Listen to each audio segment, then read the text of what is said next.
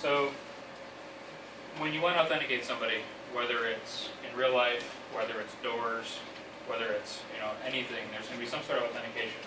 And there's a couple different methods for authenticating something or somebody. It's something you know, and it's something you have, or there's some sort of combination of them, or there's single-use combinations of them. So something that you have might be a badge or a key. Hopefully I get this back, pass it around. This is a proxy card. So yeah, so you basically put it near the door, a prox sensor.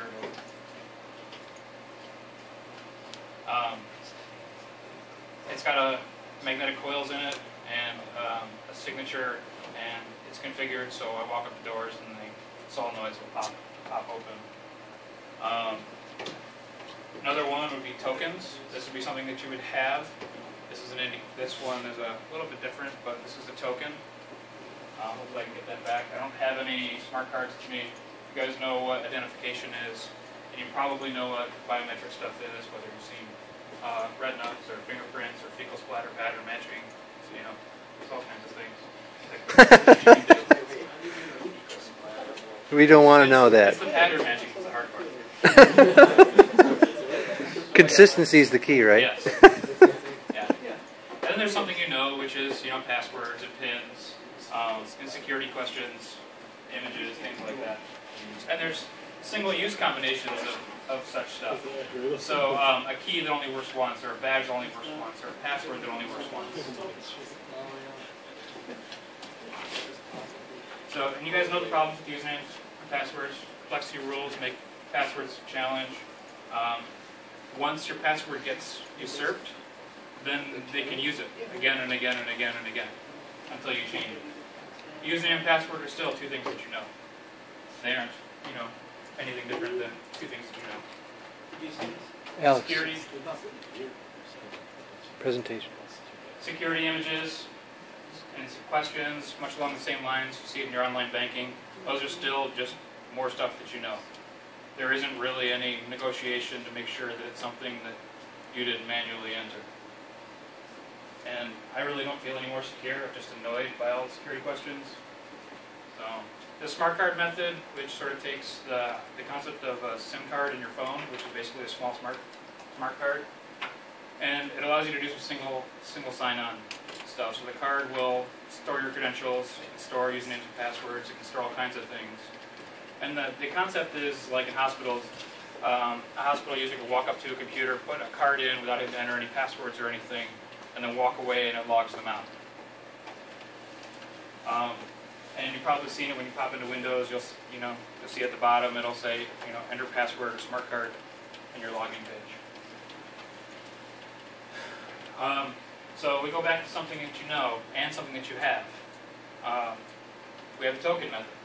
And the token method, if you look at the screen, the token changes every minute. There's a little countdown thing here in the corner. This will pop down to 0, and then this number will change.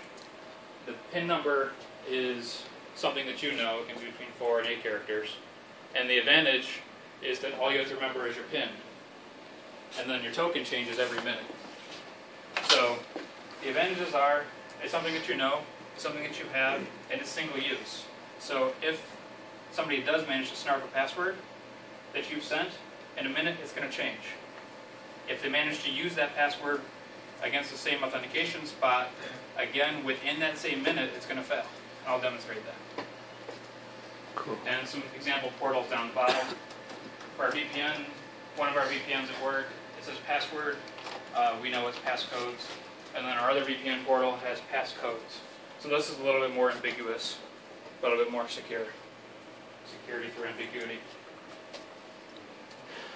You can get software tokens for your various mobile devices, Androids, Windows. There's a desktop one that can go right on your computer itself, BlackBerries, iPhones. And I'm sure you've seen consumer examples for these. You've seen them with the Blizzard. The Blizzard has their security token. Star Wars Online has their own security tokens. PayPal has one. There's some links at the bottom for getting them. And I'll give you guys a quick example. My work one, I have a software token. Let's see. So I'm just going to enter my PIN No. Oh, you can't see your pin? And then it gives me back a token, and then it counts down inside 20 seconds. Sweet. Inside a minute. That's pretty cool.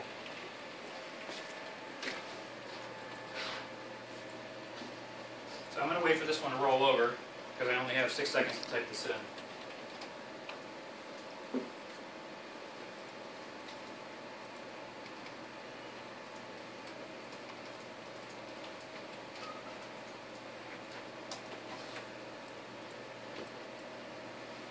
And then if I switch over to another web browser and try to use the exact same credentials, again, 634.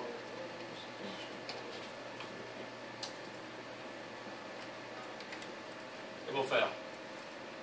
So even 10 seconds later, it's failed.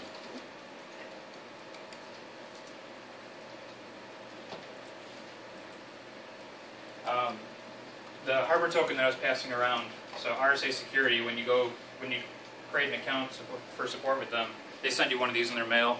So I have a password and one of these physical tokens to get into their website. Any questions? Cool.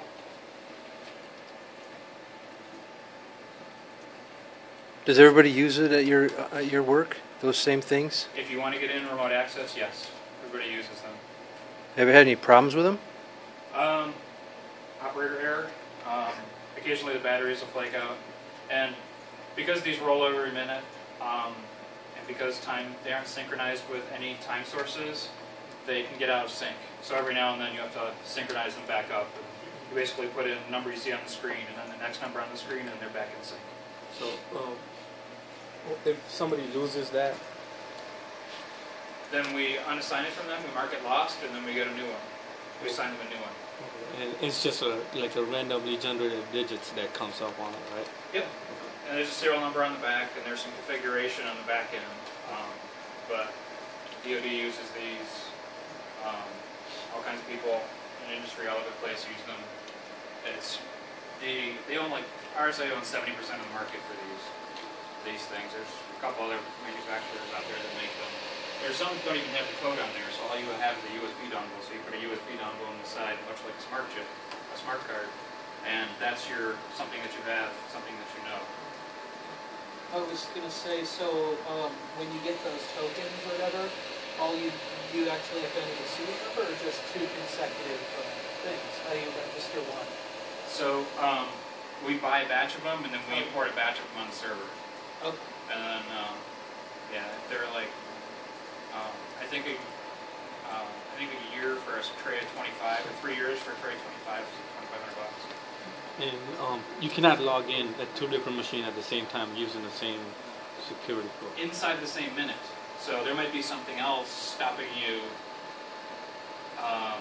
further down the road. So 1 minute you authenticate with one set of username and password here, or credentials here, and then another minute with a different set, you log in here. That authentication might happen, but there might be something later on that says, oh, consecutive logons, too many, and then shut one of them out, or give you an option to kill one of them. Nice. Nice going. All right, that's what I'm looking for. That was 8 minutes and 50